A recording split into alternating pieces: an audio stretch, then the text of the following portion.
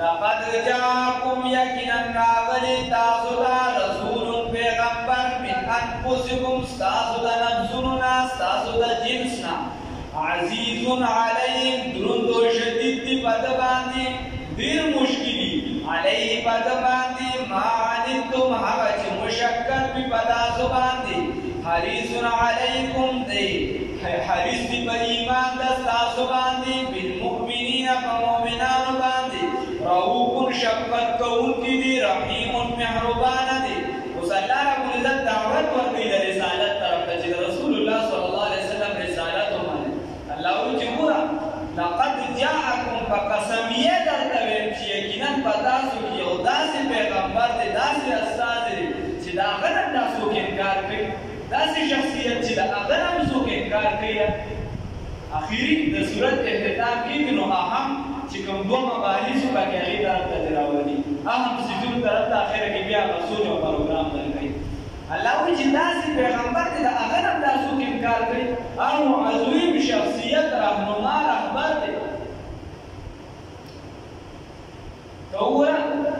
د هغه په شان راوړل شوي دین د چا خلک اوس په دې باندې لګیا دي چې آیا مذهب د عامې زندګۍ نه جدا کول پکار دي او که نه بلکې جدا کړی دي د عامې زندګۍ نه د مذهبو کاته جدا دي بس د هغې خپل څه مخصوص اعمال بیا کوي او زمونږ چې کوم خپل پویان دي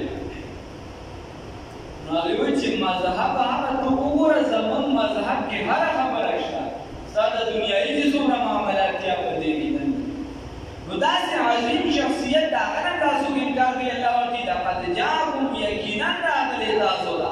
رسول پیغمبر من انفسکم ستاسو د ځانونه د انسانانو نه دی بیا عربي دی بیا هاشمي دی صلی الله علیه وسلم نو د هغه هر یو شي د هغې خبره صفا ده واضحه ده نو بیا دې څنګه انکار کوي ګوره پیغمبر صلی الله علیه وسلم ورته لومبنی احسان ورته وایي چې هغه ستاسو نه دی نو د انسان نشي فقهاو لیکلي دي په دین کې تر ټولو نه یعنې احتیاطي طبقه چې ده د فقهاو ده او د محدثینو فقها وایي که د یو کس نه تپوس وشو بحر الرائق روحماني او داسې ورپیدا چې څومره هم دي ننګیري وغیره هغې وایي د یو کس نه دا تپوس وشو چې نبي کریم صلی الله علیه وسلم جن دی او که انسان دی فرشته ده او که انسان دی یا نور دی او که انسان دی تش نور نور نورانیت ورسره شامل دی او ده ورته ووایي چې لا ادري ما ته پته نشته ما ته دا معلوماتو نشته نو فقط کفر دا کس کافر شي دا وایي اوس خو د نیاګان عمر ته رسېدلي نیکیان ته جوړ شوي هغه ته دا پته نه چې رسول الله صلی الله علیه وسلم دوه قسمه عقاید دي دوه قسمه عقیدې دوه قسمه دي یو عقیده د یو عقیدې قسم داسې دی چې هغې باندې ته نه پوهېږې هغه تا ته یاد نه وي په هغې فقر ورې باقي ده او بل عقیده دا ده چې ستا په ایماني که تا ته پته هم نه وي لکه استوا علی العرش وغیره غټې غټې مسلې د اختلاف بیا بس ته مې صرف ایمان ساتل دی مې نو پکې بیا ته پوهېږې که نه په هغې ته خدای نه راټینګوي خو بعضې عقیدې داسې دي چې د هغې باندې پوهه هم لازمي ده لکه فقهاو لیکلي دي وایي یو جینۍ بالغه شوه ماشومه او چې څنګه بالغه شوه نو نکاح یې وشوه او نکاح پسې لږه لحظه پس ورته چا ووایي ګوره نکاح یې روبه رمټه ښه ټیک ټاک شوې ده چا ورته ووایي چې مل ایمان ایمان څه شی دی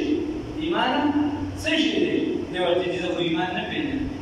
دوی نکاح یې ماته شو دا نازکې مسلې دي دا موږ وایي اسان دی اسان دي ځینې مسلې ډېرې احتیاطي مسایل دي یا ځینې چې کوم بنیادي خبرې دي لکه د رسول الله صلی الله علیه وسلم متعلق دا علم په تا سره لازمي چې رسول الله صلی الله علیه وسلم عظیم شخصیت دی او انسان دی رسول الله صلی الله علیه وسلم عربي دی فقهاو لیکلي دي که چا دا وایي چې چا تپوس وکړي چې عربي دی که اجمي دی ورته چې ما ته دا پته نشته چې عربي دی که اجمي دی نو کافر شي یعنې کوم معلومات چې د پیغمبر صلی الله علیه وسلم سره لازمي دي هغه به تا ته یاد دي اوس ته دا خبره وکړې د خلکو ذهنونو کې زر سوالات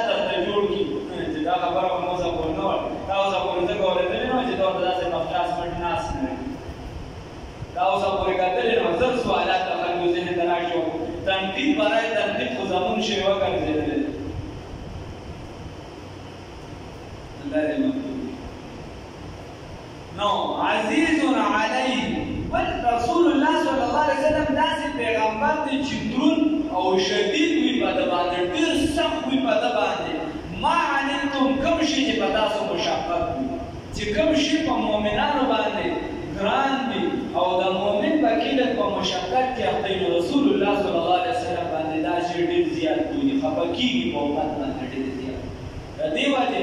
عمل د امت د رسول الله صلی الله علیه وسلم ته پیش کېږي د سنت په خریلو باندې د سنت په نایه د غورځولو باندې د سنت د خپو د لاندې کولو باندې او د اسلام په جنازه ویستو باندې رسول الله صلی الله علیه وسلم ته خفګان مه ورکوه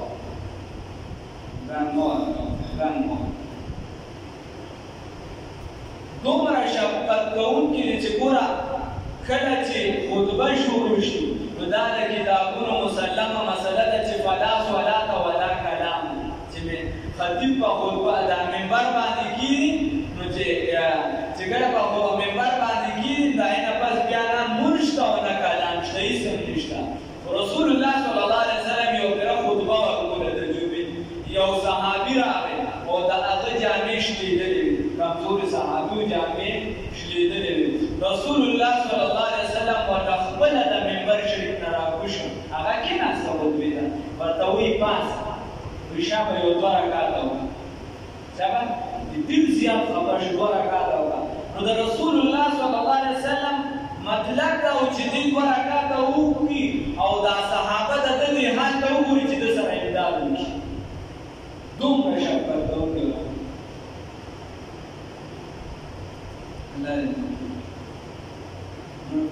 په یو بل باندې د رحم معامله د دې وجې حدیث کې راځي چې څوک په ځمکې والا رحم نه کړي اسمان والا په دې باندې رحم نه کړي په یو بل باندې د رحم معامله ختم ده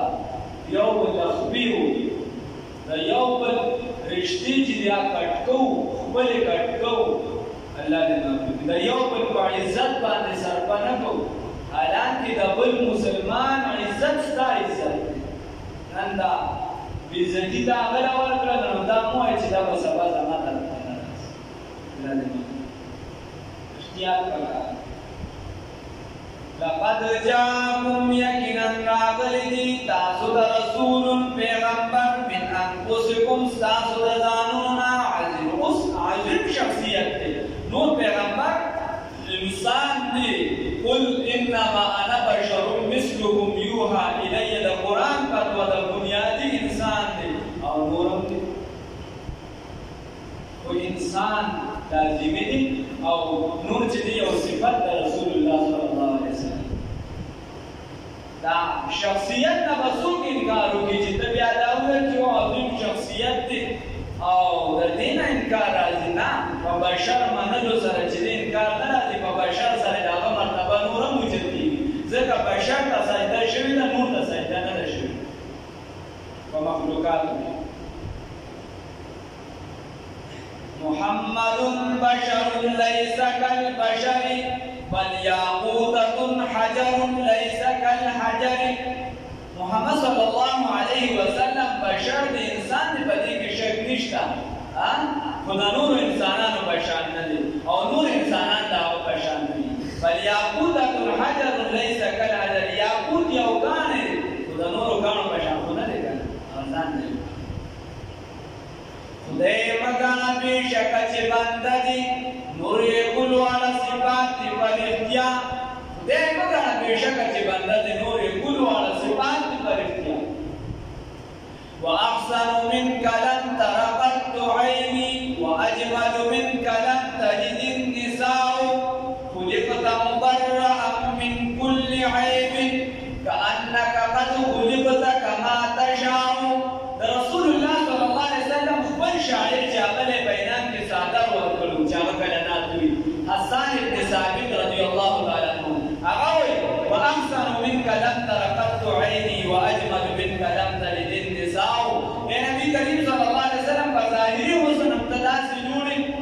داسې مونږ چېرته نه دي لیدلي په باطني حسن هم ته داسې جوړې چې مور چېرته داسې راوړې نه دي خلقت مبرعا من كل عیب كأنك قد خلقت كما تشاء ته داسې د هر عیب نه پاکي رسول زموږ استاد پیغمبر صلی الله علیه وسلم وایي ته داسې د هر عیب نه پاکي ګویا تا د خدای نه څنګه غوښتي دي هغه شان پیدا کړي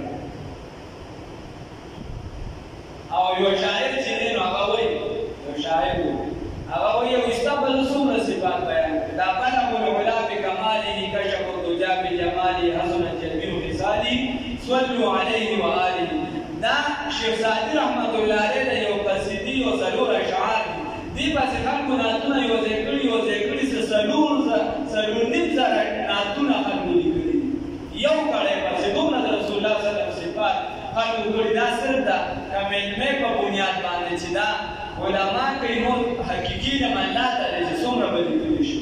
یو کړی پسې داسې بیا چې د پښتانه شعرا والي بیا ورپسې د اردو ځانې پنجابیان بلوچیان داسې هر کام کې ځان نو هغه وایي زه به ستا نور څه صفات بیان کړم ځکه نه شم بیانولی بس هغه کیسه ختمه کړي بعد از هدا بزرگ توی قصه مختصر وایي بس د خدای نه چې د چا مرتبه ده بس هغه ستا ده بس دا قصه مختصر یعنی الله رب العزت واحد دا شریک دی د هغه څوک شریک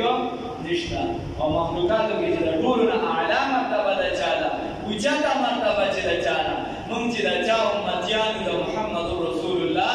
صلی الله علیه وسلم ده اوس یو بنیادي خبره بس